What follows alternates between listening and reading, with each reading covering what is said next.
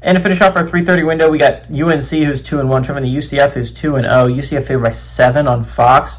Gio Lopez has gone 31 of 53, thrown for 343 yards, 3 touchdowns, 1 interception. Demon June has had 23 carries for 200 yards and a touchdown, and Jordan Ships had 10 catches for 149 yards and 2 touchdowns. Taven Jackson's gone 29 of 45, thrown for 471 yards, 2 touchdowns, 0 interceptions. Jaden Nixon's had 6 carries on the ground for 150 yards and 2 touchdowns, and Dwayne Thomas Jr. has had 7 catches for 117 yards. These two teams have never played, by the way. Both these teams are in really interesting spots. Again, UNC's 2-1. They looked really bad against TCU. But again, you look at the schedule. UNC does not play another ranked team. These next couple weeks are going to determine a lot. They play Clemson, they play NC State, and they play, I think, like SMU or Louisville. They play another team in there that's going to be somewhat competitive for the ACC crown, right?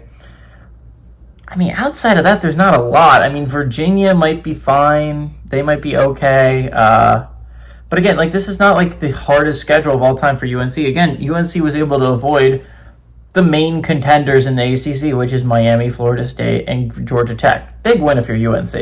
The schedule's pretty doable, even though you did not look good so far. UCF's a 2-0, but I don't know how much faith to put on that 2-0, considering it's a win over an FCS opponent and like Jacksonville State, which they eked out a win on. But then also, if you're mentioning it, UCF has a pretty doable Big 12 schedule. They play only one of the big 3, and they play 2 others. I believe they go on the road to Baylor and BYU.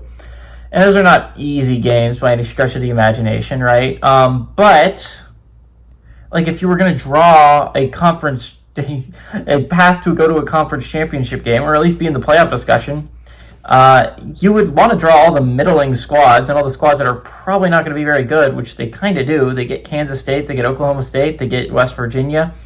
I don't know if they draw Colorado. They get Houston, so we're going to see how good Houston is in a little bit. But again, UCF has a pretty doable schedule.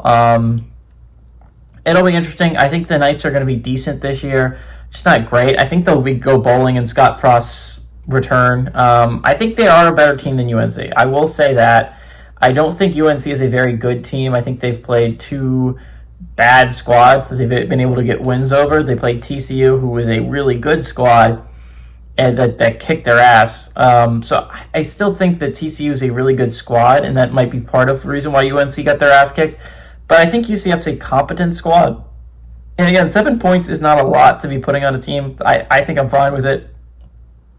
I don't believe in UNC that much. I think I believe in UCF a little bit more. I think Scott Frost is a good coach at UCF. I think he's going to do a good job there, and I think part of that is winning this game. I think Bill Belichick is still trying to figure out how he wants to coach college ball, and I think that's going to end up with them losing here. Give me the Knights to win. I like the Knights to cover at home.